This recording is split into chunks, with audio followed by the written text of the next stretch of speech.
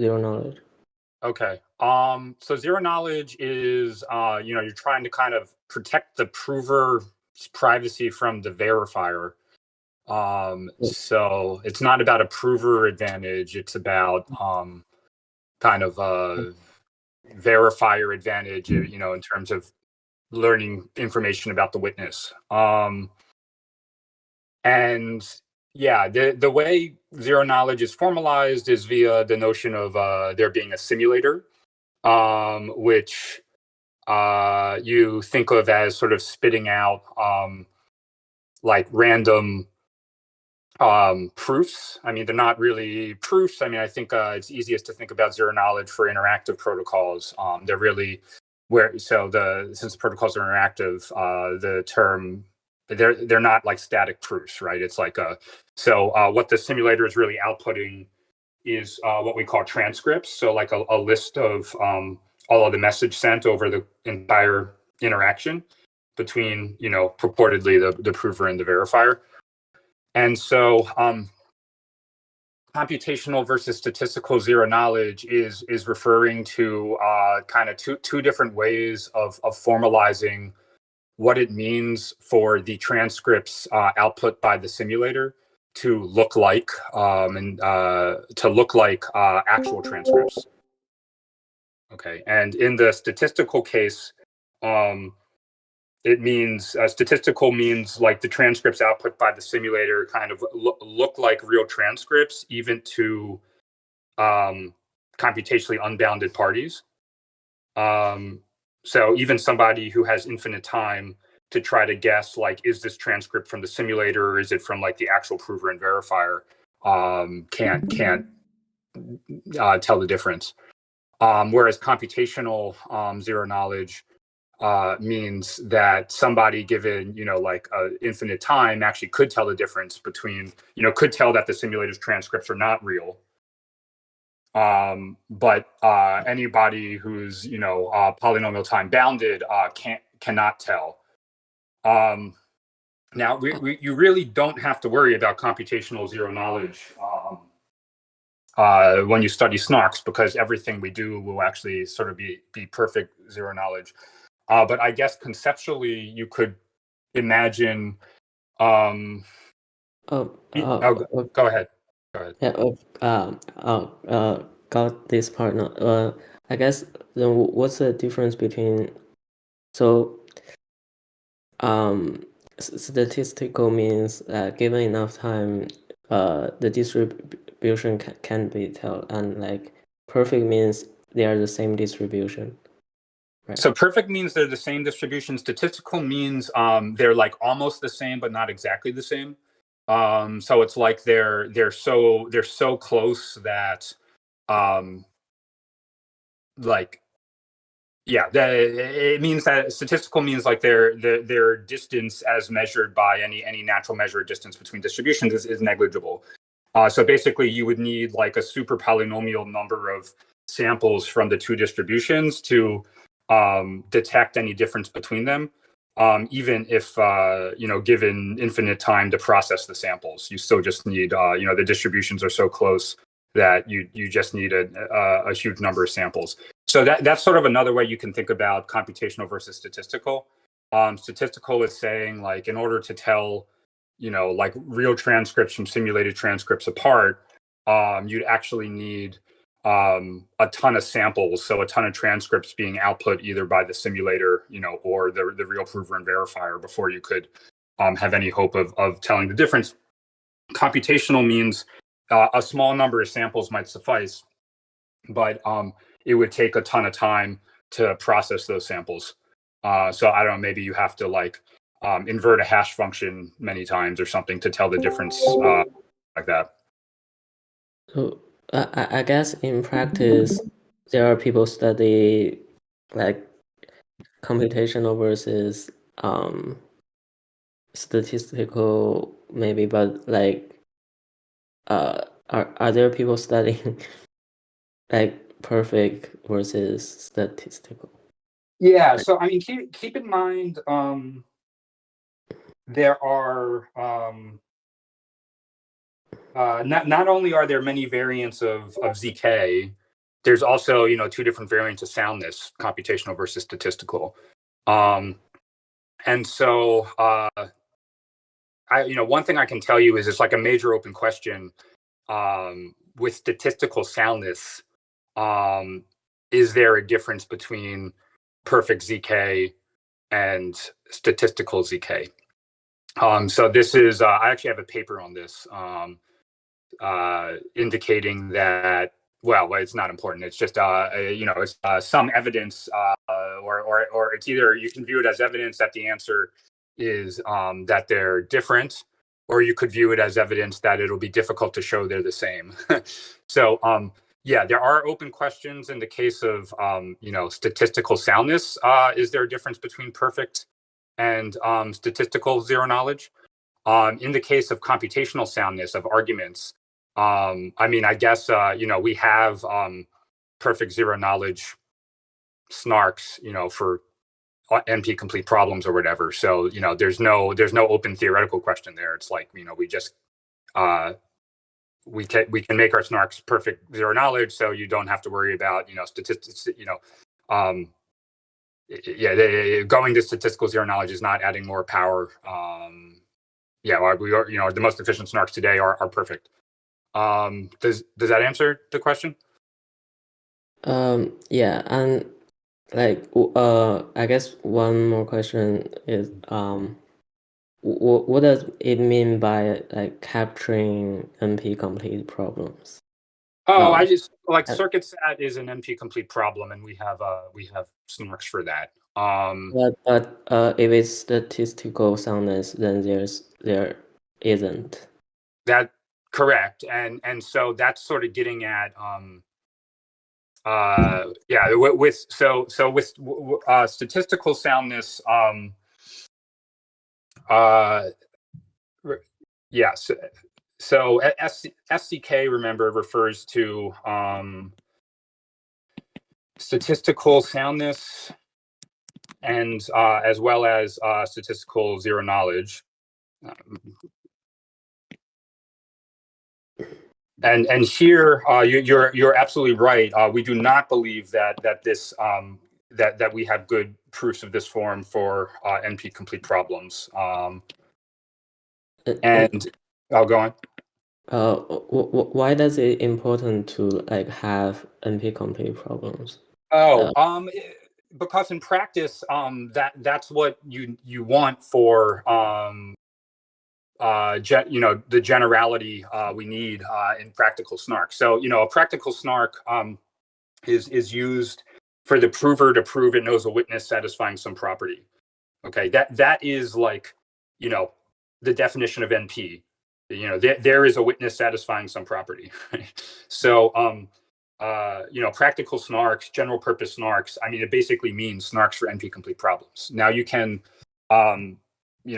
there's flexibility in terms of which NP complete problem you want to focus on, right? So what people do in practice today, right, is they've developed these intricate generalizations of circuit SAD, whether it's R1CS or Planckish or AIR or CCS, and they're trying to target a balance between like expressivity of the NP complete language you're focusing on, whether it's CCS SAT or AIR SAT or whatever, expressivity and efficiency of the snark.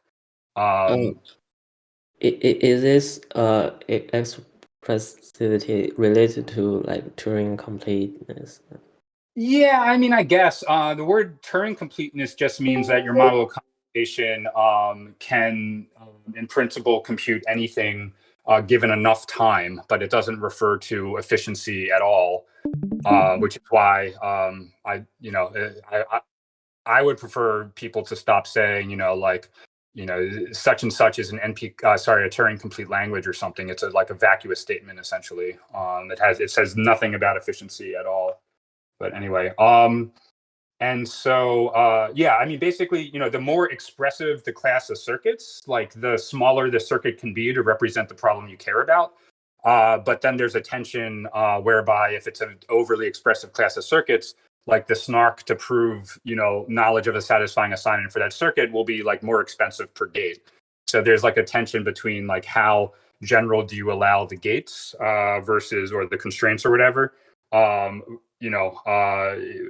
More generality means the circuit can be smaller to represent any given statement, but also means the snark, to prove that circuit might be more expensive per gate. And so that's why there's all this debate about, what kind of circuits to use. And, I think, CCS is a good solution. And, once you have lookup arguments, appropriately efficient, then you don't, even R1CS is enough because almost everything can happen in the lookup argument. And, but what people are using today is like Planckish and Air. And does that all make sense and tie into your question? Yeah. Yeah. So I guess I'd say in summary, the reason we have zero knowledge proofs today, which are actually not proofs, they're arguments, is because we really want to solve NP complete problems, meaning we want the prover to be able to prove it knows a witness satisfying, whatever property, we don't, it cares about. And as long as the property is efficiently, checkable, we want to snark for that. And in order to get that, we really need computational soundness, not soundness. I will now ask further questions for now. Okay, sounds good. These are great questions, so much appreciated. Yeah, if there's time in the end, maybe I will ask like one or two more. Okay, sounds good. Yeah, I'll try to keep today pretty streamlined. If it takes a lot of time, it's just because I wind up saying way more detail about elliptic curves than you need to know today. Yeah. Thanks for the answers. Yeah. Thanks for the questions. Okay, so today we're going to talk about cryptographic groups, elliptic curves, and that's really just a prelude to the kind of the real topic of today, which is Sigma protocols, and in particular Schnorr's protocol.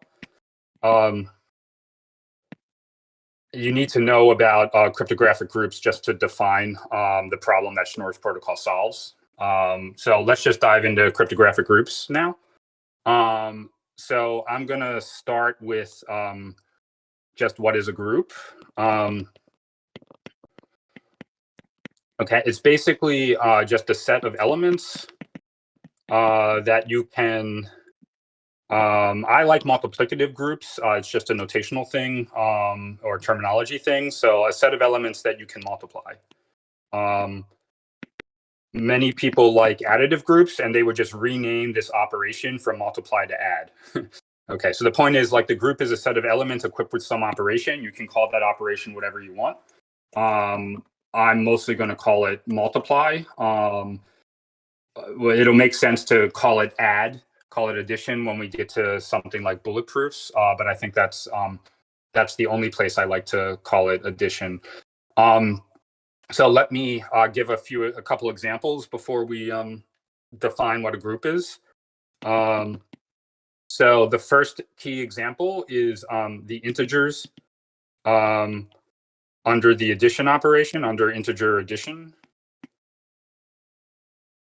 Okay, so you can take any two integers and add them and get another integer. And the second would be the non-zero rational numbers under rational multiplication. So you can take any two rationals and multiply them. Now, the reason I threw out zero is because you can't divide by zero. Okay, so maybe I should say not only should you be able to multiply, you should also be able to do the inverse operation, which is divide. Not only should you be able to add, if you're calling the operation addition, you should be able to subtract. Right. So, with integers under addition, you can also do the inverse operation. You can take any two integers and subtract them. With the rationals under multiplication, you can multiply any two rationals, including zero, but you can't divide by zero. So because we want to be able to do the inverse operation, we have to get rid of zero. Okay. Yeah, so let me define a group, and then I'll give a couple more examples. So a group is a set of elements. Let me call it the set G. It should satisfy the following four properties. So one is closure. So that is if A and B are two group elements, then again I'm calling the operation multiply, the group operation. Then A times B should also be in the group. So you apply the group operation to any two group elements, you get out another group element. The next is associativity. So this just says A times B times C is the same as first multiplying A times B and then multiplying the result by C. The third is identity. This says that if we're calling the operation multiplication, it makes sense to just think about like the number one, but there's an identity element. Let me call it, I don't know, 1 sub G, such that if you multiply any group element by that identity element, it doesn't change anything. And then finally, there's invertibility. This is this thing about, if you can multiply, you also better be able to divide. So that is for each group element, little g and big G, there is what we call an inverse. There is an H such that G times H is the identity. And so people will normally denote H by G inverse. If you're calling the group operation multiplication. If it's addition, of course, you would call it minus G. Okay, so that's a group. So let me just give two more examples of groups. So if you take any finite field F and you look at the whole field under the fields addition operation, that would be a group. Right. So a field is a set that you basically that you can add, subtract, multiply, and divide in. So it comes with two operations, whereas a group just comes with one operation. And I'm saying here, we'll take the field, but just ignore the second operation. Just pay only attention to the first operation, field addition. That's a group, right? The other example to tell you about is any field, but get rid of 0. Under the field's multiplication operation, and that is also a group. Okay, and so this would be called like the additive subgroup of the field, or additive group, I guess, of the field. If you take F and you only pay attention to the addition operation, that's the additive group, and this would be called the multiplicative group of the field. Just as a quick remark, just to tie this stuff to snarks, a lot of snarks, especially those based on Reed-Solomon codes, and a lot of snarks need FFTs. Okay, and in practice, what people will do is they'll choose to work over a field where a large power of 2, like say at least 2 to the 30 or something, divides the order of the field. I'm going to call that P minus 1. Okay, and where is this P minus 1 coming from? That's because this is the size of the multiplicative group of the field. So you throw away 0 and you're left with P minus 1 elements instead of P. And basically, without going into any further details, you can guarantee that there are like good FFT algorithms as long as a large power of 2 divides that multiplicative subgroup, because that winds up meaning you can kind of split up the multiplicative subgroup of the field into even smaller subgroups, each of size, up to power of 2 to the 30, and that's sort of enough to guarantee there are good FFT algorithms or something like that. So just tying this particular example of a group to snarks. Okay, any questions at this point? All right. Just a couple more statements about groups, which we'll need today, I guess. So a group is cyclic if there is some group element G, little g, such that you sort of enumerate the whole group by looking at powers of G. So G to the 0, G to the 1, G squared, G cubed, up to G to the size of group minus 1, just enumerates the whole group. So every group element can be written as a power of little g. Little g would be called a generator for the group. And just a quick fact here, I guess for any group element, I think it's the case that h to the g size of group equals 1. And so these exponents, like, we're always going to just think of them as living between 0 and size of group minus 1. So they may as well always be in 0 up to size of group minus 1. If they're bigger than that, you can just reduce them modulo size of group, and it doesn't change anything, because sort of reducing an exponent by a multiple of size of group you're just getting rid of like a factor of 1. Ultimately, doesn't change anything. This size of the group will also, another word for that is order of the group. Okay. And yeah, maybe that's all we need right now. All right. Questions?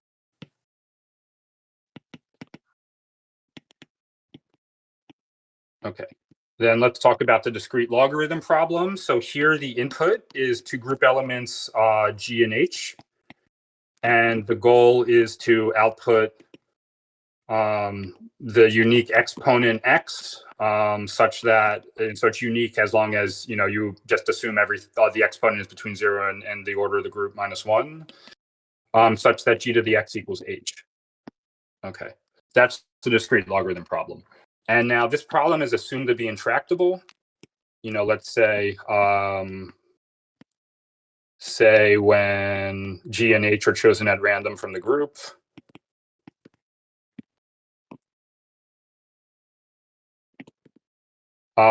For many groups. So and in particular for essentially, I believe, all of the groups that we use in cryptography. So all cryptographic groups. So there are some groups where this problem is not intractable, and then we don't use them in cryptography, basically. So what's going on here? The reason it's called discrete log is note, if G and H were both real numbers, or rational numbers, or let's say real numbers, then X would be just like the logarithm to base G of H. And there are efficient algorithms to compute this. So you can compute this efficiently. Maybe there are some gross precision issues if, H is not an integer power of G. Let's just not worry about that. So, you would not use the real numbers as a cryptographic group, because computing logarithms is easy. But in, the, funkier groups used in cryptography that you will not have seen in 8th grade math or something, we believe that computing these this discrete logarithm is, there's no efficient algorithm for it. Yeah, and that's why this is called discrete logarithms. The real numbers are like a continuous set, but these cryptographic groups, they're finite. Everything's discrete, and so we just think of it. The discrete logarithm problem is literally just a discrete sort of finite analog of computing logarithms over the real numbers. Hence the name. Okay. Now let's talk about elliptic curve groups.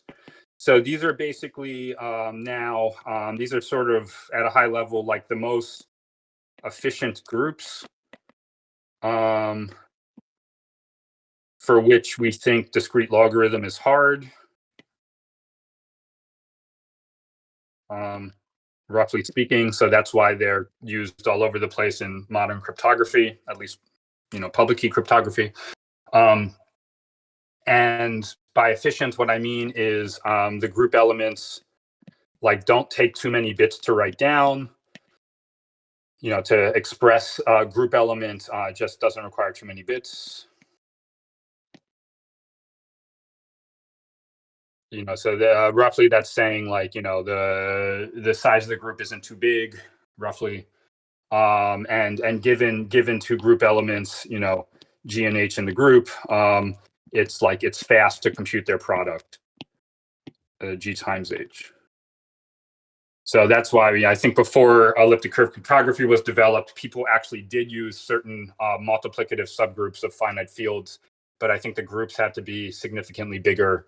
So the group elements were like 1,000 bits or something instead of 256 bits. Don't quote me on any of those numbers. I was actually not really trained as a cryptographer, so I might have the history a little bit off. Okay, so let's see. I'm going to tell you a little bit about elliptic curve groups. You really do not need to, especially for today, but in general, you really don't need to know anything about elliptic curve groups other than what I've told you today, which is they're groups, and people think it's intractable to compute discrete logs in them. You don't need to know any more details like at all, I think, unless you're like interested in the details of recursively composing snarks that involve elliptic curve groups. Because in that case, with snark composition, you always take the snark verifier and sort of turn it into a circuit and apply the prover, to prove it knows a satisfying assignment to that circuit. And there, because a snark using elliptic curve groups, the verifier does elliptic curve group operations, you should know what's happening in those group operations. In order to understand, how you would keep that circuit small. But if if you're not taking the snark verifier and turning it into a circuit for composition reasons, I think you almost literally don't need to know anything that I haven't already said about elliptic curve groups. I often get the question, like, what do I need to learn about ZK before I like try reading, your book or something? Do I need to know details of elliptic curve groups? They'll go much deeper. Do I need to know, how pairings are computed? What a pairing is? I'm like, you should know what a pairing is. I don't even know how pairings are computed, that sort of thing. You really don't need to know the details. Nonetheless, people like to learn the details anyway. So allow me to tell you a little bit about this. Let me just pause and see if anyone wants to ask a question. Okay. So in any elliptic curve group, there is the curve is defined over a field. Let me call it F. This is called the base field of the curve. So there turns out to be another field associated with the curve called the scalar field, different than the base field. I will explain that later. So this F is the base field, okay? And group elements, elements of the group are actually pairs of field elements. Okay, and the group is actually the set of all pairs of field elements X, Y, satisfying a certain simple relationship, namely an equation of the form y squared equals x cubed plus ax plus b, where a and b are themselves, fixed field elements.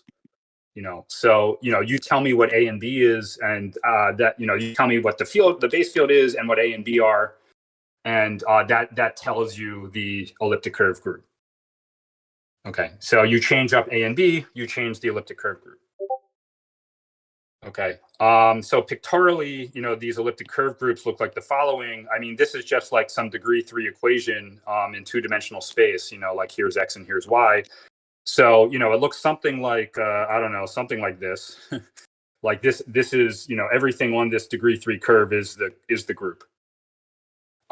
You should look up a picture on Wikipedia if you haven't seen this before. I haven't looked at the pictures of elliptic curve groups recently, so I might be drawing it wrong. I'm pretty sure this is a degree 3 curve here, but I usually could be making a mistake.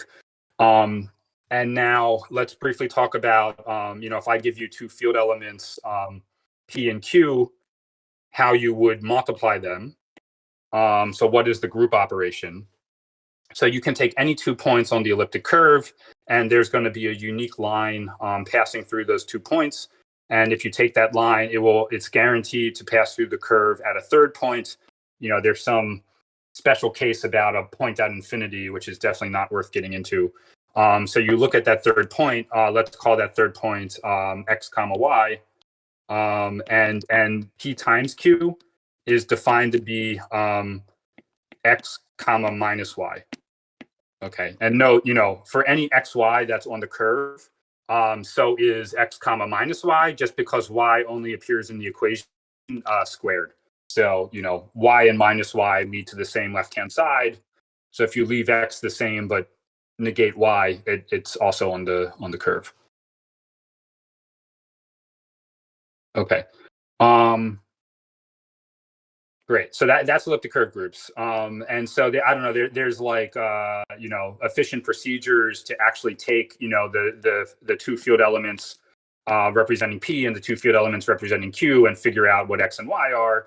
And in fact, there was recently some Twitter discussion about exactly how fast those algorithms can be. So if you want to dive deeper, feel free. There are a lot of interested. I mean, it's a beautiful topic, but really you can go very, very, very far in snark land without knowing even what is an elliptic curve.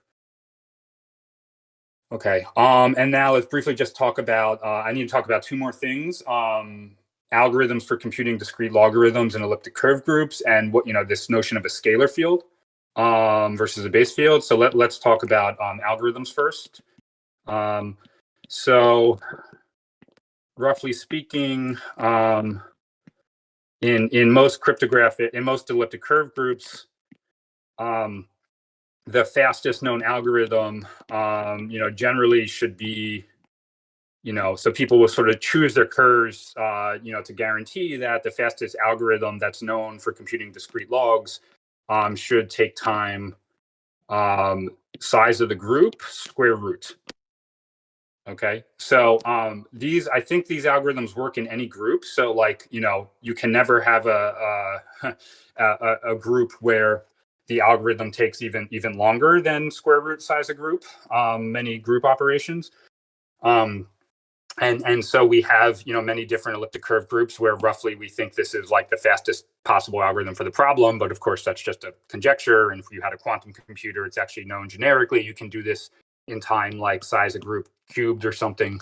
Not size of group cubed, sorry, log size of group cubed with a quantum computer. But, we don't actually have a quantum computer today.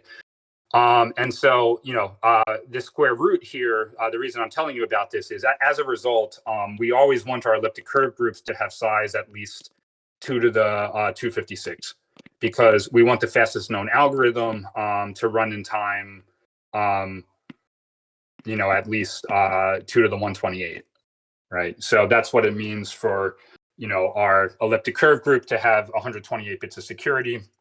It is the fastest known algorithm to compute discrete logs in that group. Takes time at least 2 to the 128. Cool. Yeah, before I talk about scalar fields, let's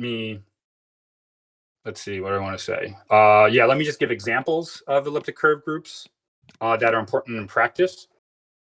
Okay, so if you don't particularly care about, if you don't want to use pairings, and I'm not going to tell you today what a pairing is, but some snarks use pairings, others don't. If you don't need to use a pairing, and you also don't particularly care about recursion, a very good group for you to use is something called curve 25519. So this is a group, which is not pairing friendly, and as I explained shortly, is like, not super nice for recursive snarks, but otherwise is great. So it has very fast curve arithmetic. Its size is about 2 to the 255. So, discrete log in this group, it has about, I guess, 127 bits of security. So slightly less than 128. Okay. And there are some nice optimized implementations of it, some library called Dalek. Okay, another important group, let's see. Yeah, so the group you'll most encounter in snarkland these days is BN254. This is because it's an Ethereum precompile. So if you want your, if your snark is going to use elliptic curve groups and you're going to run the verifier on chain, this is the curve you want to use. basically because Ethereum, declared years ago that they just weren't going to charge much gas fees for, group operations for this particular elliptic curve group. Now, some context about BN254. So it is pairing friendly. I guess its size is probably 2 to the 254 or something. However, shortly after it was declared to be an Ethereum precompile, slightly better attacks were discovered on the discrete logarithm problem in this group. And so it's no longer believed to have 127 bits of security. Now, there is like an annoying situation where these better attacks are known, but they're pretty complicated, and it's actually very difficult to tell exactly how much time the attack would take. So there's debate about, just how much security, does this curve offer today? And people normally now say that 100 bits of security is a conservative estimate. That probably the attacks actually take more like time, like 2 to the 104, or maybe even 2 to the 110 or something. There's a lot of debate about it. Occasionally you'll see someone say it has only 80 bits of security. I think that's completely unjustified. So a lot of people using BN254 today, but because it only is regarded as having 100 bits of security now, if you're looking at non-Ethereum projects, and I'll say more about even Ethereum in the following curve in a moment.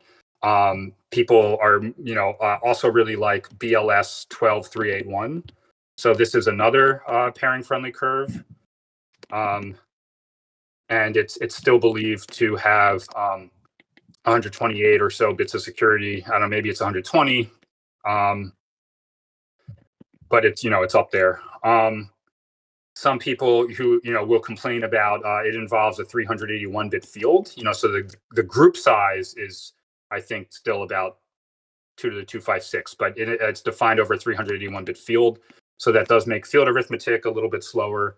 So if you look at non-Ethereum projects, I think this is the curve they tend to use. So I think that includes Zcash and Aleo and others. Also, Ethereum is building this in for at the base layer. For data availability sampling. You might have heard Ethereum just ran a pretty big trusted setup for KZG commitments. Now, the polynomials they are supporting commitments to are very small. It's only like a couple thousand or something. But the setup itself, it was big in the sense that it had many, many participants, like thousands over several months.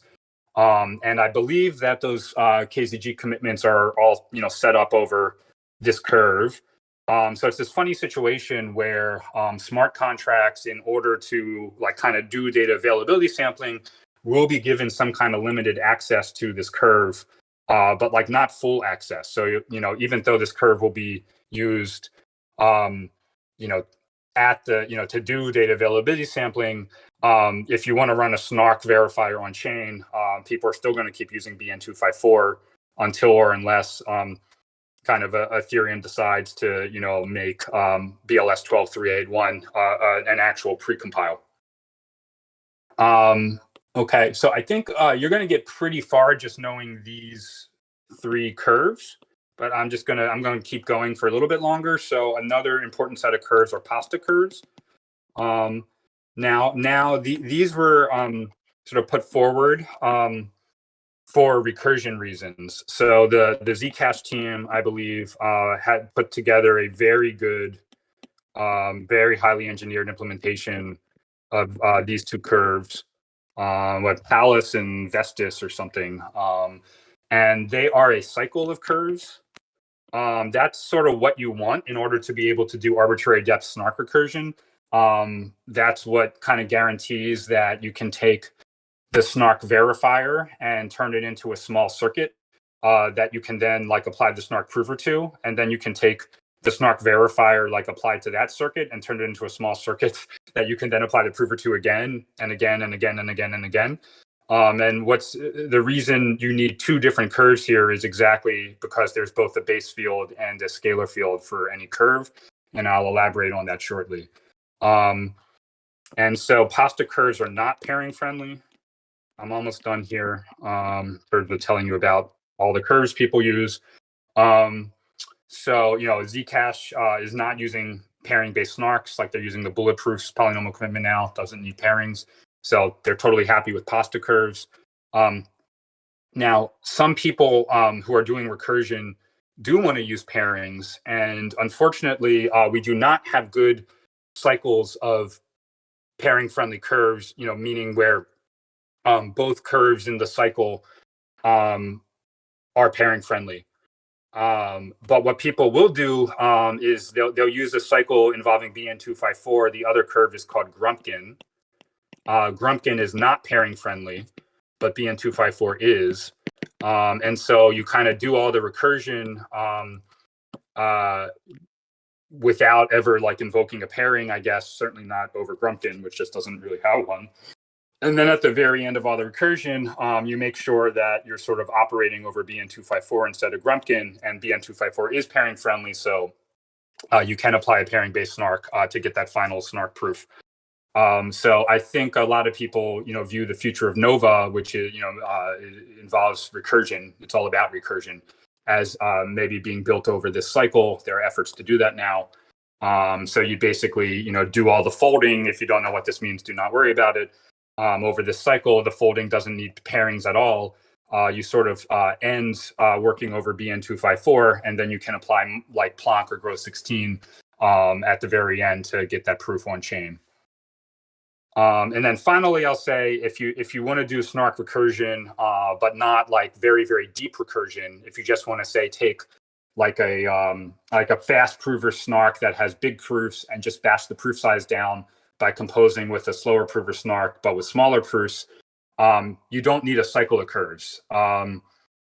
You can have something weaker that one would call like just a pair, I don't know, a length 2 path of curves. And what people will use for that often now is BLS 12377. So let me just say this is good for it's pairing friendly. And it's good for sort of depth 1 snark composition. Okay, so I think this is like a pretty complete description of all the curves people are using in snarkland today. I mean, maybe there's, every so often, I don't know, there's like a lot of digital signatures are defined over a curve called like sec-p something. I don't even have all the full name in my head. And there's like it's involved in a cycle with another curve called sec-q. So you'll see that occasionally, but that's about it. And people just look at these because like Bitcoin and I think Ethereum too use this curve for digital signatures. So if you want to use a snark to prove things, knowledge of digital signatures, you'd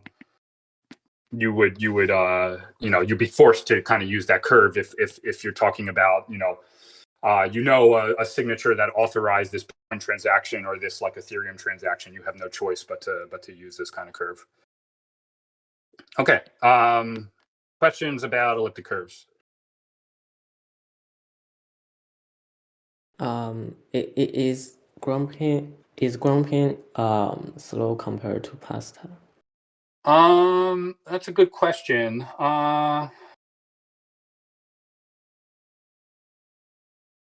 I'm not sure.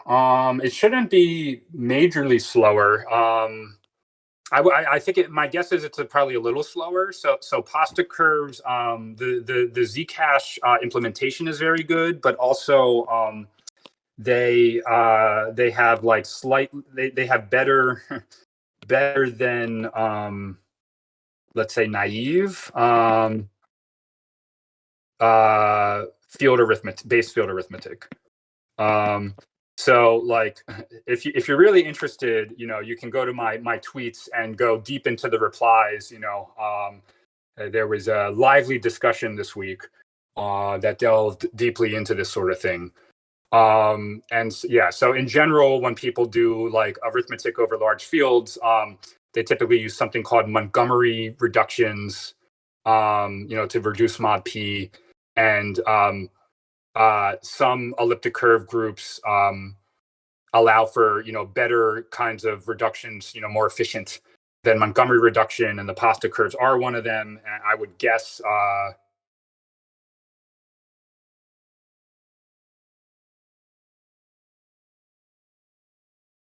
reduction.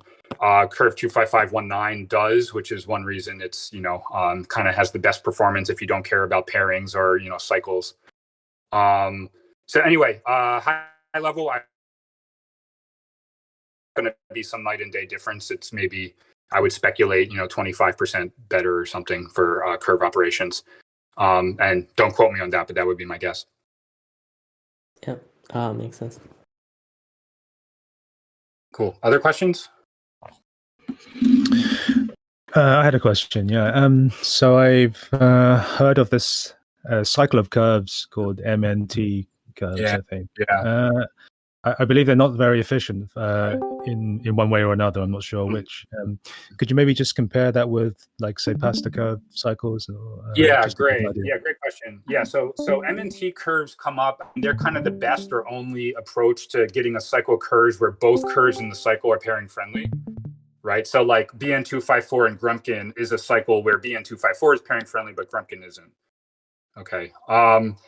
But I think the field that they have to work over to get even 80 bits of security is like really big, probably 500 bits. And if you want 128 bits of security, it's like, I don't know, really big fields, which just means the group elements take a lot of bits to write down and the group operations are really slow. And so it's not practical. Like, there are also some barriers known, meaning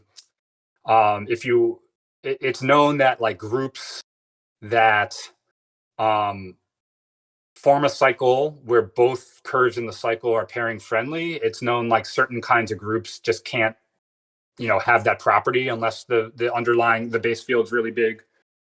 So I think that's what I have to say about it is basically MNT curves I think are just impractically big, but they are the best way known to get a cycle where both curves in the cycle are pairing friendly. I see. Yeah, that's very helpful. So some of, I guess, like some of the advances in recent SNARK development is based on not needing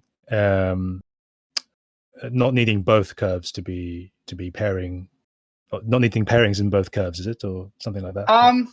Yeah, I mean, how do I want to say this? Just think for a second.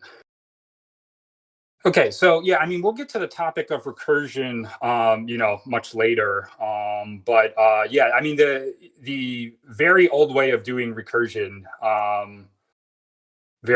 more than before Halo, basically before Halo came around, was literally like you take what I said, you take the SNARK verifier, you turn it into a circuit, you apply the prover to that circuit, the prover knows a satisfying assignment to that circuit, and in that case, if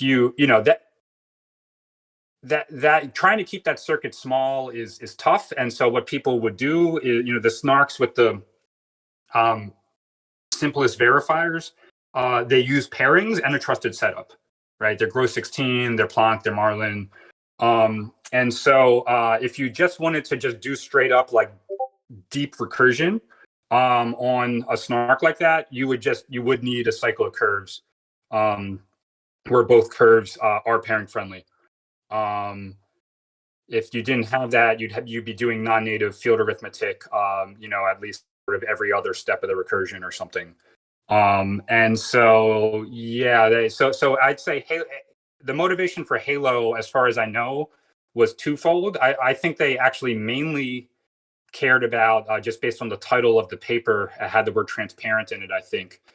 They didn't like that these SNARKs were non-transparent. But I would, have to think they also didn't like the use of the need for MNT curves, which just renders the whole thing ridiculously impractical. So they kind of found a way to do SNARK recursion without like taking the verifier of the SNARK and turning it into a circuit in full. They kind of left out of that circuit like the most expensive part of the SNARK verifier. And in the process, they got rid of the need for using SNARKs that involve pairings. So you could do deep recursion, without MNT curves. So the whole Halo line of work had, I think, multiple motivations. The MNT curves was one of them. And then they found ways to not need cycles of pairing friendly curves. So I think, yeah, what you said is accurate, and hopefully my rambling answer was helpful. Yeah, it was. Thank you. Yeah. Other questions? Okay, so let's just briefly talk about the scalar field versus base field thing, and then we'll move on to Sigma protocols. And this will elucidate why you want, like a cycle occurs for snark recursion if your snarks are using elliptic curves. So most elliptic curve groups have large prime order. Now there are elliptic curve groups where the order of the group is some smaller prime to a power. But just some brief commentary on that. Several years ago, some surprisingly efficient attacks on discrete log in these groups were found. It's still the case that you can sort of fend off those attacks, and so some people think like we should consider designing snarks over like a small field, but then like an extension field of that small field. Other people think that elliptic curve groups with prime power order are just like super sketchy, and like measuring their security based on known attacks is just like too aggressive, because we know that there are some attacks that are like really surprising, and so there could easily be other algorithms out there that we just haven't thought of yet. Basically that these elliptic curve groups just seem to be pretty structured, and so potentially that structure can be exploited to attack them better. So I'm going to just ignore the fact that there do exist elliptic curve groups that are of large prime order, prime power order. Yeah, but there's some debate about whether we should look into using such groups or not. Okay, so remember the order is the size of the group. Let me call that order P. So FP is called the scalar field of the group. And what we think of exponents as coming from the scalar field, right? Because I said, the exponents might as well live in 0, 1 up to size of group -1. And that's exactly FP, right? I said, like, there's no point to taking an exponent to be larger than size of group, because if you just like, subtract out a multiple of the size of the group, from that exponent, you haven't changed the group element. So we just think of exponents as coming from this scalar field. Okay, and now, so I'll tell you why people want cycles of curves for recursive snarks. So the scalar field of a group and the base field of an elliptic curve group are not the same. If they were the same, so there are elliptic curve groups where they are the same, but discrete log is always easy in such elliptic curve groups. So for a cryptographic group anyone ever uses, the scalar field and the base field will not be the same. Okay, and it's known like that, the size of the scalar field and the base field will always be like pretty close to each other, but they're not literally the same field. Okay, and that's the complication. That's why people like cycles of curves, if they're not giving up, too much performance in finding them. It's because if you take a snark verifier, the verifier is doing operations, group operations. Those group operations involve arithmetic, over the base field, right? Like, to add two group elements, to multiply two group elements. The group elements are pairs of elements of the base field, so you need to do arithmetic in the base field. Okay, but with snarks, like basically the values that the prover is proving and knows, they tend to be like in the exponent, right? So here G is like a pair of base field elements for the curve. Okay, but the values the prover is proving statements about are the exponents, which are scalar field elements. And so, if you apply an elliptic curve based snark to a circuit defined over some field, you're going to use a curve group where that field is a scalar field. So the values in the circuit are like, treated as exponents. But then the verifier for that snark winds up doing operations in the base field. It's a different field. So if you want to turn the verifier into a small circuit, you really want that circuit to be defined over the base field. But then to apply, the same snark to that circuit, you need to have an elliptic curve group where this field is now the scalar field of that group. Otherwise, you have to do like mismatched field arithmetic, which is really horrible. And so a cycle of curves is just two curves and you can have bigger cycles than length 2, but it's easiest to describe as length 2, where the scalar field of one curve is the base field of the other, and the base field of that curve is the scalar field of the first one. And so you can just kind of go back and forth between the two fields. Okay, so that's all the context for you that you'll need about elliptic curve groups. You won't need really any of this context today, but I think it's useful to have this discussion now. When we get to KZG commitments, not too long from now, they use pairings. So at that point, I will discuss pairings, what they are. Not all groups, as I've already indicated, support pairings. But the snarks or the polynomial commitment schemes we're going to be talking about for the next few sessions do not use pairings. So I'm not going to go into pairings now. Okay, that is an overview of elliptic curves. So let me just pause again, see if anyone wants to ask anything. I saw some of the Twitter discussions, and do you have a summary of like how many field operation costs is like equal to a group operation, and like yeah, sure. I can try to summarize that here. Let me just think for a second. Okay. So there is a question roughly of to do a group operation, one group op, how many field ops does that need over the base field? Okay. And roughly, it seems, at least on CPUs, the answer is roughly 6, according to Zach from Aztec. Roughly,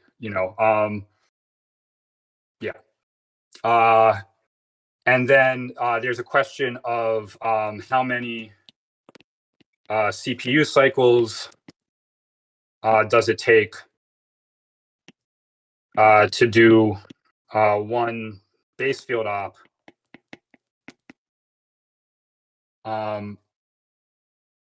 And the answer, sorry, wait, am I doing this right? Did I break this down right? Hold on. Sorry, let me actually, sorry about this. You put me on the spot, but let me pull up the tweet. I want to make sure I'm not misremembering which of the two costs Zach had the improvements for. Sorry for the delay, but I guess it's worth it. Here we go. 12 mon-mots. That was 6. Yeah. Okay. All right. Good. Okay. So, and the answer seems to be that 38 cycles is roughly accurate. And there's some debate whether this is too low or not if you're doing Montgomery reduction, or something better than Montgomery reduction versus better than Montgomery. Keep in mind, if you want pairings, all of the pairing friendly curves people use today do involve Montgomery reduction. Just to be clear about that. So that was a lot of the debate. So this factor 6 is a this number 6 is a factor 2 better than I guess what a lot of people were aware of previously. Then there's a higher level debate, which is if you want to do a multi-scale multiplication, aka multi-exponentiation of size of length m, how many group ops is that? Okay, and this is where I weighed in as far as the group ops go. I also weighed in about accounting for like Fry. I made other points about that, but and so I guess people who aren't deep in the weeds on Pippinger's algorithm thought that roughly the answer is 2 times log of the max exponent in the multi-exponentiation over log m. Okay, and in the discussion, like this quantity was something like 30, and log m was like 20. So this was something like 3. Okay, but in fact, the right answer, in my view, is definitely not 3. It's 1. So that is my summary of the discussion of costs of group operations. So to summarize this, like ultimately what the discussion was about was how expensive is an MSM versus how expensive is like, a Fry commitment. And focusing just on the MSM case, there are 3 features there. There's how many group ops are needed. And I'd say like they're definitely an overestimate by 3 in my view, certainly at least like, 50%. But anyway, it depends how big the M is, but whatever. Yeah, so factor of 3, they were off there. Then there's the question for each of those group ops, how many field ops is it? They were on CPUs anyway, they were off by a factor of 2 there. And then there was a question of CPU cycles per field op, where I think their number was fine, but I pointed out this is unvectorized. And they were comparing the vectorized things, and there was this comment here that I pointed out. This is an unvectorized count, is what set off the most pushback to my own comments.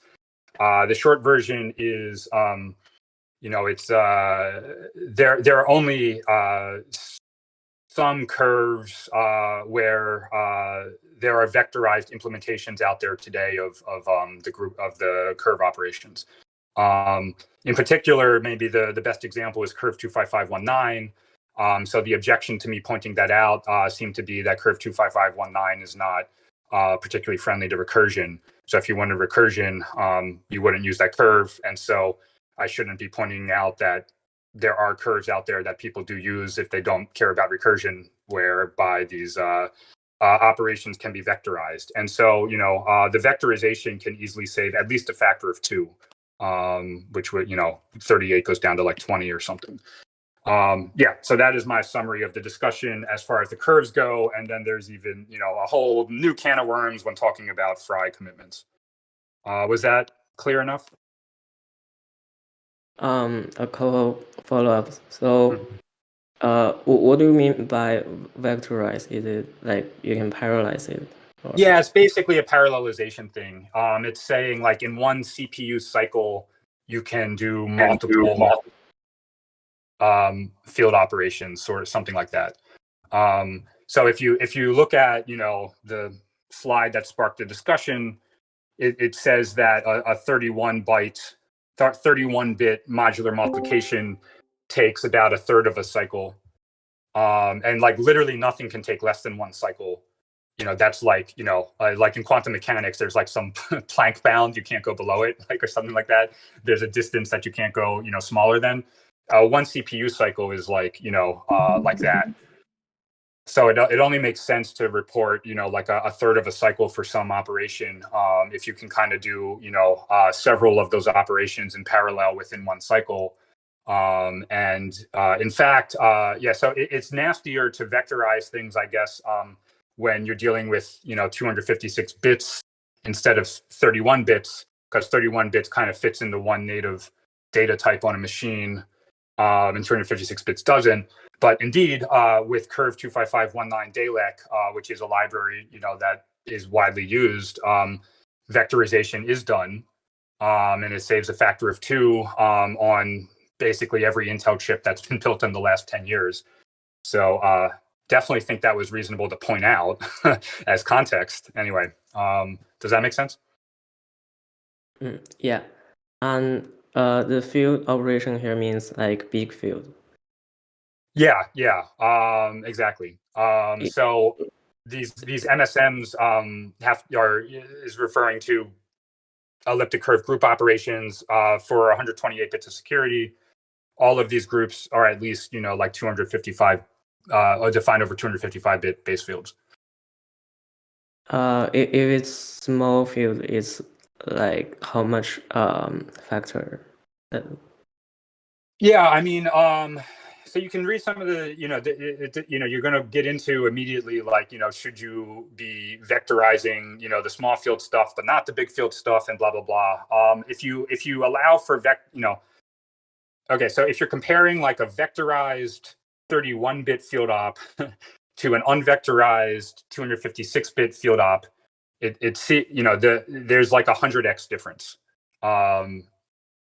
Yeah, there's a 100x difference. But of course, one 256-bit field, one 256-bit field element can represent, like more data than one 31-bit field element, and it all gets very hairy, like the comparisons and stuff. But yeah, so if you ignore vectorization, I think the vectorization is probably buying a factor of, I don't know, 4 or something for the 31-bit thing here. So if you ignore vectorization, I'm just guessing that factor 100 turns into more like a factor of 30 or something difference. Does that answer the question? Yes, and there's no big difference between like different groups operation. Well, there is.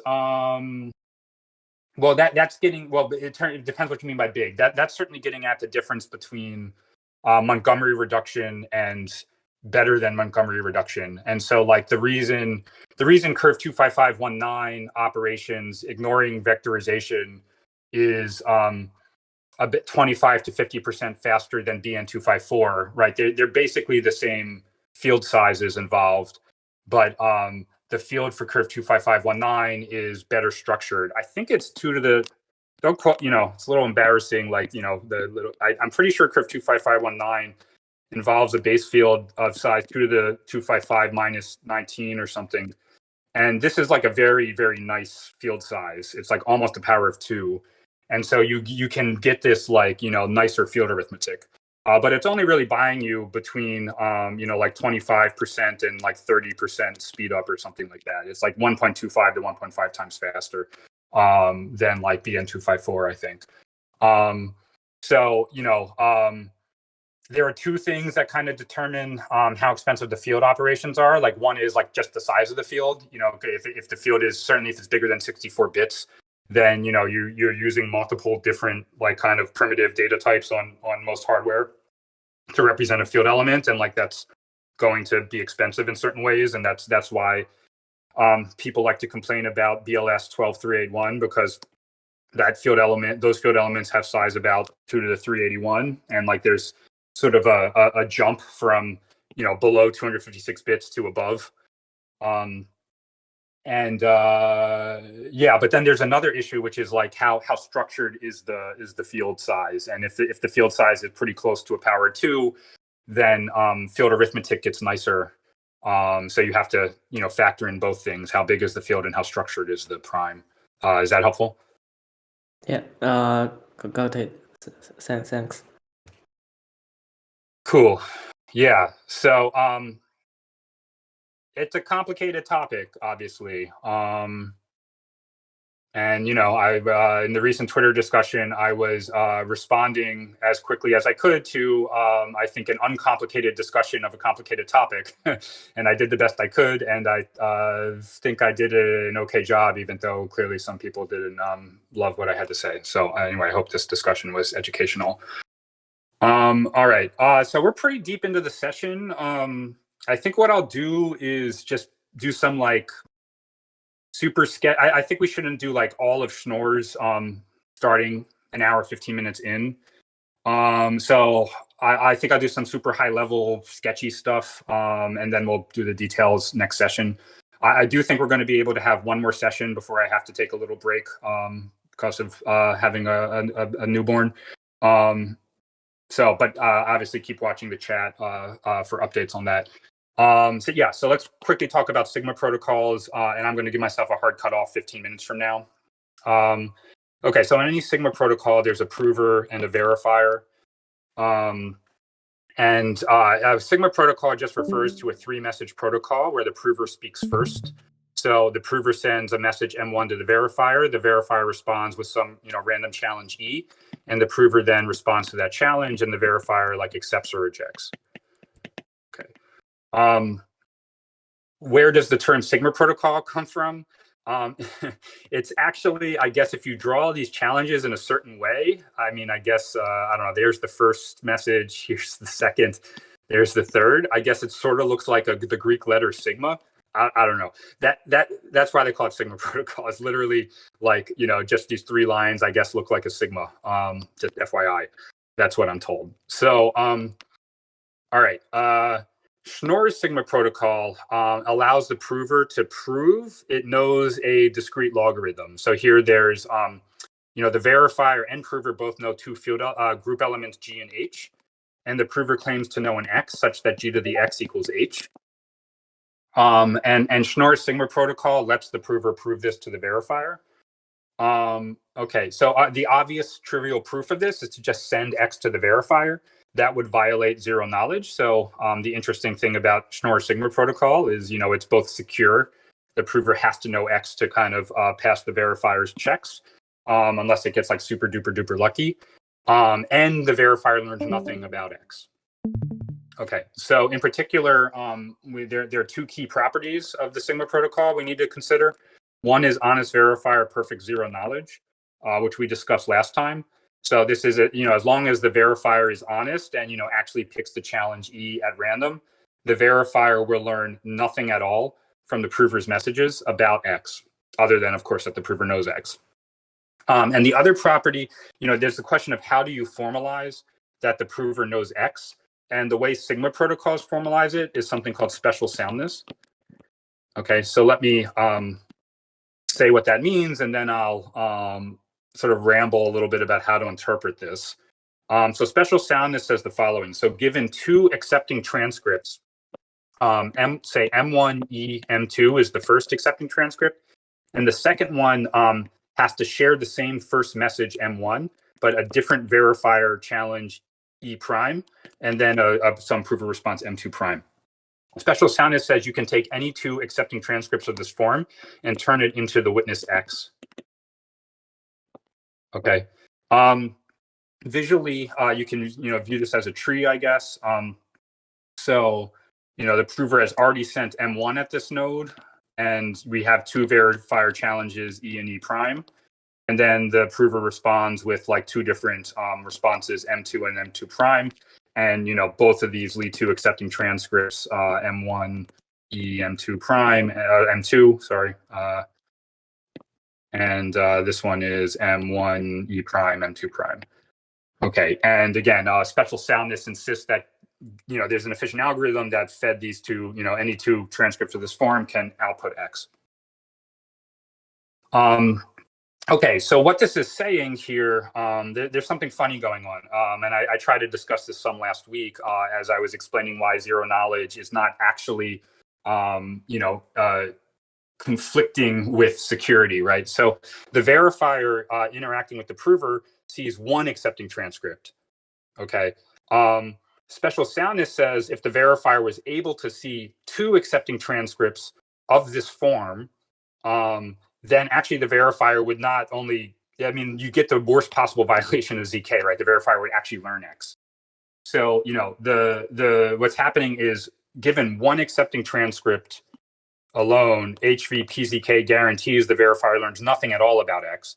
But if the verifier were somehow able to get a second accepting transcript with the same first prover message and a second, verifier challenge, in fact, you'd have the biggest possible violation of zero knowledge. The verifier would learn X, but that's exactly what guarantees that security. The prover must know X to convince the verifier to accept. And so what's going on, I guess, is the following. Let me think how I want to say this. Okay, now let me just say how I think you should interpret special soundness. So this says as soon as the prover sends M1, if the prover is prepared to answer more than one challenge E, it must actually know X, right? So like as we're going to explain, any prover can sort of pick a single E, and be prepared, send an M1 and like be prepared to answer that E. So if the verifier happens to send that particular E, it can be prepared to answer that challenge. Okay, but any prover that's actually prepared to answer two different verifier challenges, E and E prime, must actually know X. Okay, in the sense that you could actually take, the prover's prepared responses like to those two challenges and solve for X. Okay.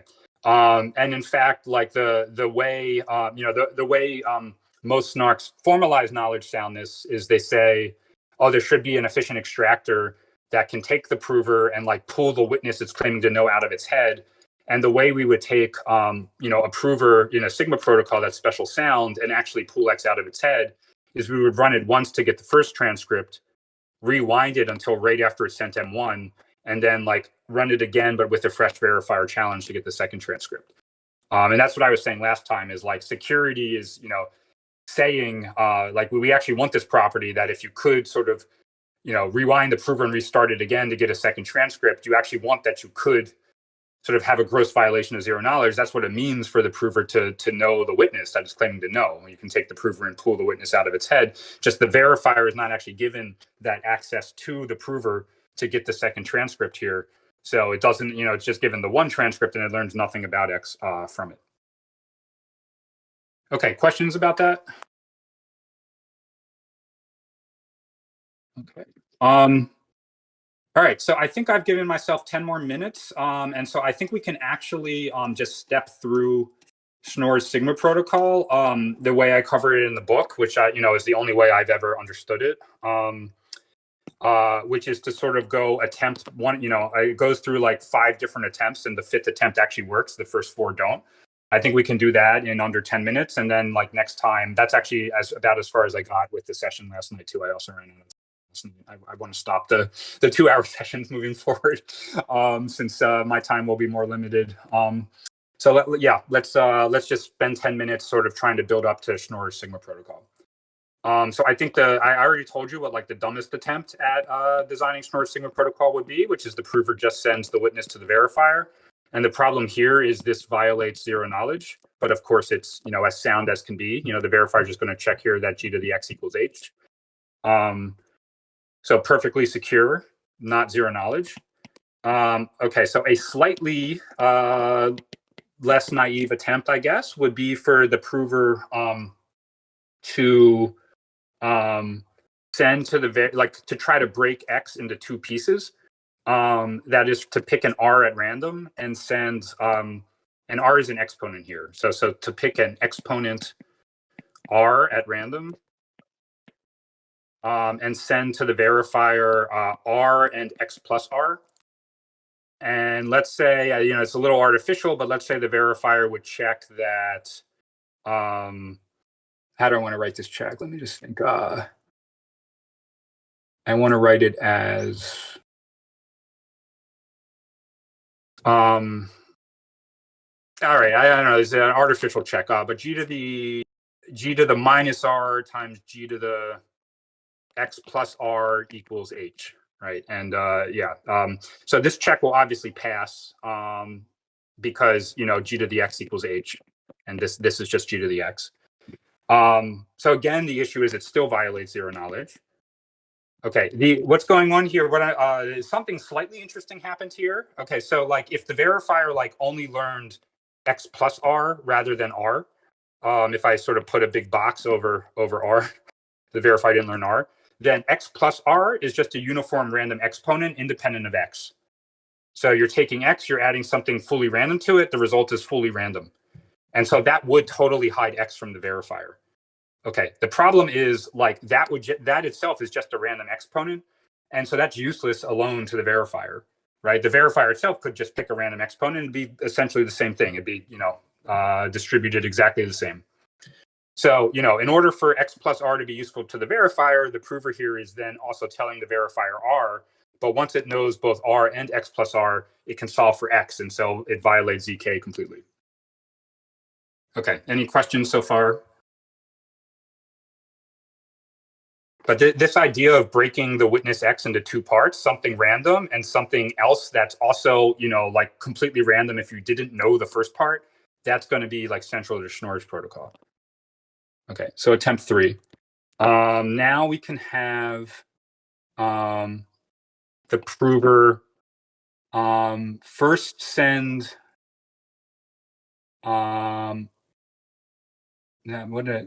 oh, you know what? I think I meant for this to be attempt 3. Sorry. Attempt 2 was to just send X plus R. Sorry about that. So we're already jumping to attempt 4 now. Yeah. So attempt 4 is the prover sends to the verifier. What is it? Okay. Yeah. So the a group element A, which if the prover's honest is G to the R.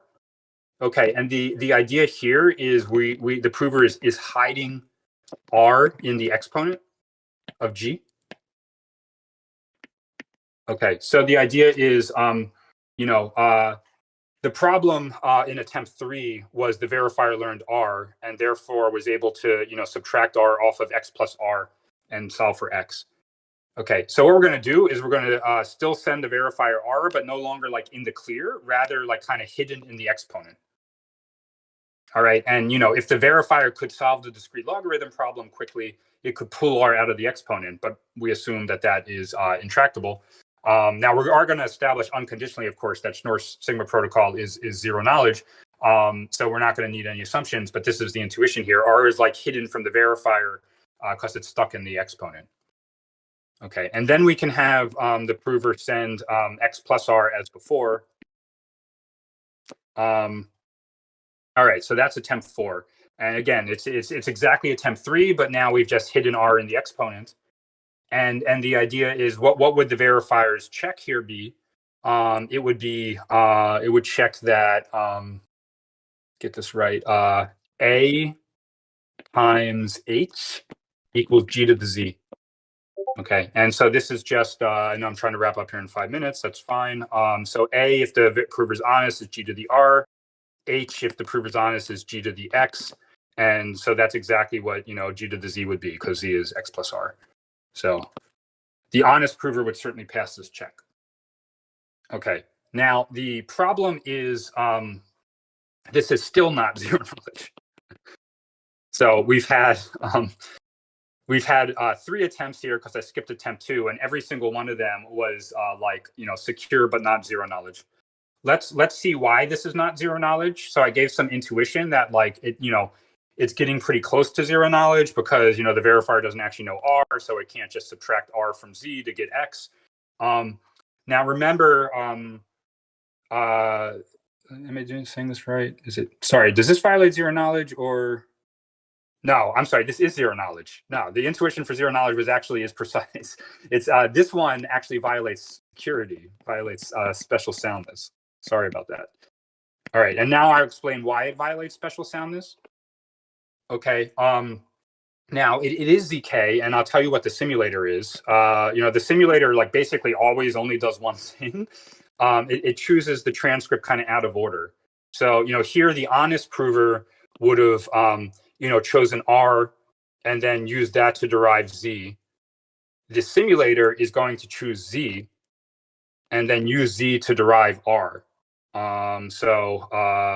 Z or to derive A. So A would be what is it? G to the Z minus X. Yeah. So those are the transcripts that the simulator outputs. And I sort of defined this so that it would pass the verifier's check. So this is indeed an accepting transcript, and actually it is distributed identically. So Z is here chosen to be a random exponent. It's distributed identically to what the honest prover does here. Okay, now, so that's the simulator. So it is ZK. But this is a non-interactive protocol, right? The verifier didn't send any challenge at all to the prover. Okay, so in a non-interactive protocol, with no cryptography or anything like that, ZK and soundness are in conflict. They cannot both happen, right? Because if it's non-interactive and there's no cryptography, the transcripts the simulator outputs are actually convincing proofs. And so the simulator doesn't know X, yet it can. Oh, sorry, I wrote this. I wrote it like the simulator knows X, didn't I? Yeah. Okay. What's the simulator doing here? Sorry about these mistakes. And then chooses it. Okay. Sorry. I'm sorry about that. You can solve for A. Just the simulator solves for A to make the verifier accept. So just solve for A. So A is, G to the Z times H inverse. Sorry. So that's how the simulator solves for A. Apologies for all, I've made like two pretty bad mistakes here on the temp 4. Sorry about that. But anyway, so, so the simulator, chooses Z first and then solves for A, whereas the honest prover would choose A first and then solve for Z via its knowledge of X. Because there's no cryptography and it's non-interactive, the existence of a simulator actually, establishes it's not sound because the simulator doesn't know X, and yet it's able to find these convincing proofs. Okay, so now I will just tell you what Schnorr's is, and then we'll actually analyze it next week. And it doesn't actually take long to analyze. I'm only going to have to spend like 5 minutes on it next week, but we can see basically all the intuition has already been discussed now at this point. So let me tell you. So the protocol is the prover sends A, which is supposed to be G to the R, to the verifier, where R is chosen at random. The verifier responds with the random exponent E. And the prover responds with what's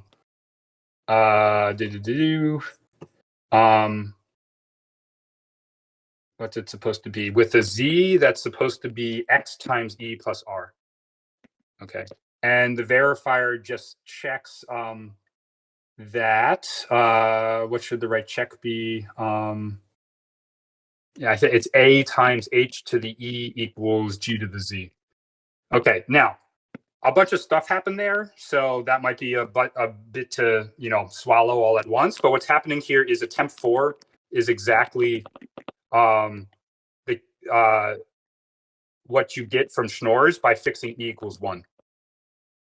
Right? If E equals 1, then Z just gets set to X plus R, and H to the E is just H, and it's literally what I wrote above. I guess I don't quite fit them both on one screen, but here they are both on one screen.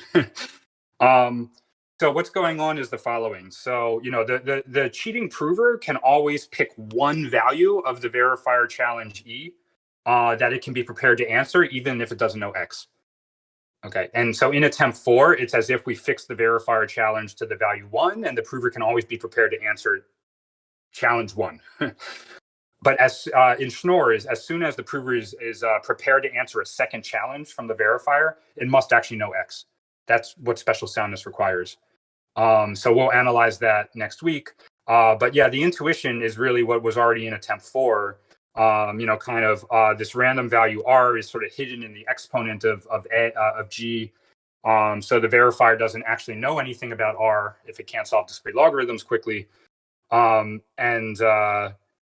prover is sort of sending X to the verifier in 2 pieces. At first it's sending R, but hidden in the exponent, and then it's sending sort of X plus R. I guess attempt 4 was not sound, but it was ZK. So the random exponent E is coming in to make it sound.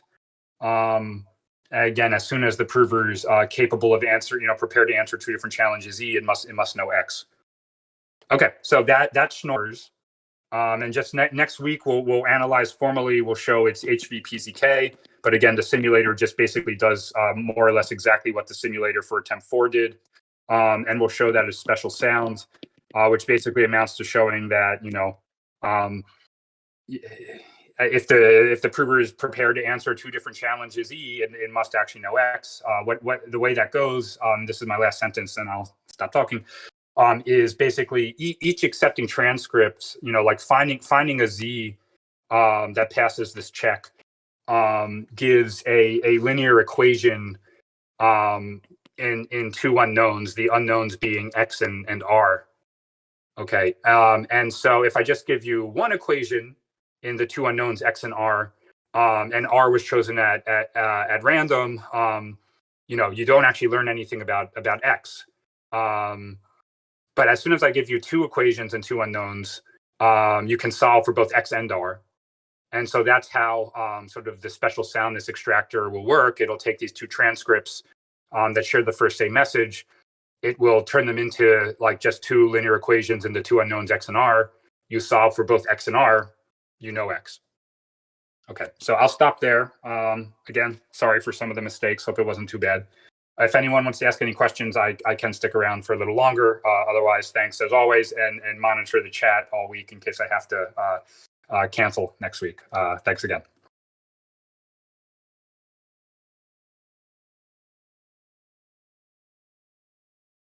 Go ahead. Sorry, I have this question to just to clarify how to think about some things. So it looks like, is it correct to say that there are some specific examples of NP-complete problems like the log here, or for example, quadratic residue issue, knowledge proof, and there are specific protocols for this case. Can we imagine how to have universal NP problem and transform these two examples between each other, or maybe embed it to some kind of universal proof? Is it correct way of thinking, or it's or not? Yeah, I think it is the right way to think about things. So what I would say is this discrete log problem. It's not NP complete. It's actually something really funny. For in these cyclic groups, for any G and H, there always exists some X such that G to the X equals H. I mean, that's what it means for the group to be cyclic. And so the existence of a witness is always true, right? So this protocol here today is only interesting because it establishes that the prover knows X, not that X exists. Okay, and so what's going to happen is this protocol here today will sort of be a building block for more complicated snarks for languages that are NP complete. And then for NP complete languages or functions or whatever, NP hard, functions. So, like circuit sat. And then once we have the snarks for things like circuit sat, then, what people do today is they pick a particular NP complete or NP hard language, which always is, some variant of circuit sat, and they will just transform any problem in NP at all, and you can conceptualize that as just like the prover claims to know some witness, and like here's a computer program that takes as input the witness and applies the check to it, the NP check, to confirm it's a valid witness. And so they'll you'll reduce that NP complete problem to circuit sat, to the specific NP complete problem we have a snark for. Okay, and then you apply a snark for circuit sat. And we were discussing at the very beginning of today's session, I don't know if you were here for it or not, but there's like sort of a tension between exactly how expressive or complicated should your specific NP complete problem be. So that amounts to asking just like how expressive or general should the circuits be. People will use like Planckish circuits or air circuits, and I advocate you should either use CCS circuits or so. Generally speaking, the more expressive the circuit, that means like the harder the NP complete language you're giving your snark for. So the more expressive the circuit, the smaller your circuits can be, but then maybe the more expensive the prover is when it goes to actually prove that it knows a satisfying assignment for that circuit. Okay, so just to summarize that discussion, so like what we saw today was like not for an NP complete problem. It was for this weird problem where there always exists a witness, but the prover is just establishing that it knows a witness. But it's a key building block to get snarks for NP complete problems, and then the specific ones people focus on are variants of circuit sat, and then the whole like notion of like front end design for snarks is how do you transform arbitrary computer programs into those circuit sat instances. Was that helpful? Yeah, thank you. Yeah, thanks for the question. Other questions? So there's also people mentioning like sometimes the memory is the bottleneck, and sometimes witness generation is the bottleneck. Like, when does that happen? Yeah. So, this is a heavily engineering question. So I'm not necessarily the best person to ask it to, but okay. Some of the things that are that can be memory bound. I mean, what the canonical example is large scale FFTs.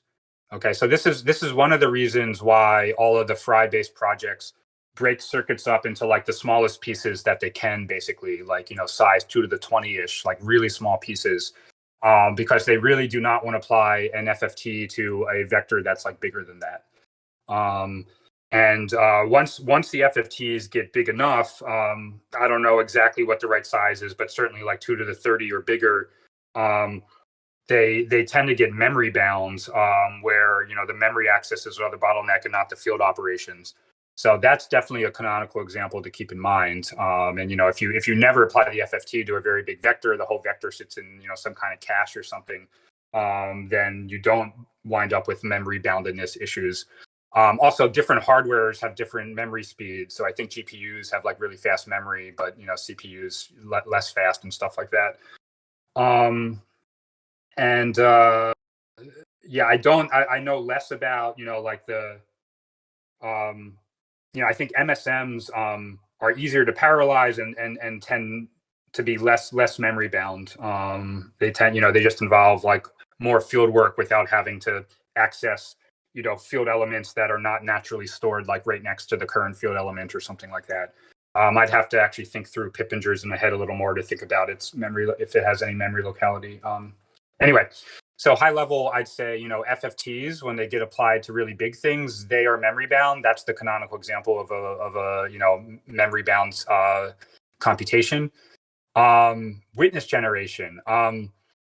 Yeah, that's a tricky one. My general sense is that, if witness generation is the bottleneck, and I hear that from a lot of teams, that really means that they're not engineering witness generation correctly. Well, not correctly, but like, it's not fully optimized.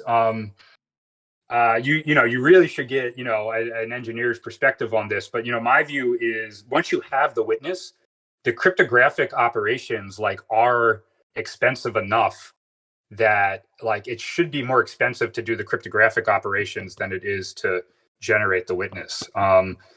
So, you could either treat my answer as like this guy knows nothing about, engineering these systems. Maybe he knows a decent amount about engineering the cryptography, but not the end-to-end system.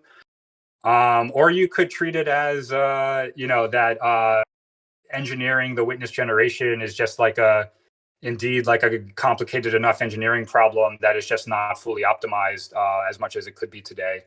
Honestly, I don't know which of those two views would be correct. I lean towards the first one, but it could be the second. Does that make sense? Is that enough of an answer for you? Yeah. I've asked some engineers about witness generation, and they also say it's not the bottleneck. But Yeah, the previous times I've heard that, my reaction was that that's just an engineering thing, like just kind of build your system better. And the response, I was under the impression that like that was the correct response. And so what this one comment on Twitter was saying, that it's the bottleneck, bringing that up again. I was surprised to hear that, and it wasn't like a strong enough statement for me to update my view. So my general sense is it shouldn't be the bottleneck unless you just haven't like properly engineered witness generation. Like applying these cryptographic operations to the witness elements is like, it's pretty expensive. Like that's why snarks are slow. So for witness generation to be the bottleneck, I just feel like it probably just not optimized fully. So if anyone can get any information that would update my opinion, I am very happy to update it. It just I don't. Yeah, my current opinion is that. Yeah, makes sense. Thank you for the answers. Yeah, thanks for the questions. Any last questions? All right. Well, thanks again as always. Hopefully, I'll see you next week. And if not, it'll be for a good reason. So yeah, monitor that chat and have a great weekend. Yeah, you too. Bye. Bye. Thanks. Bye. Bye.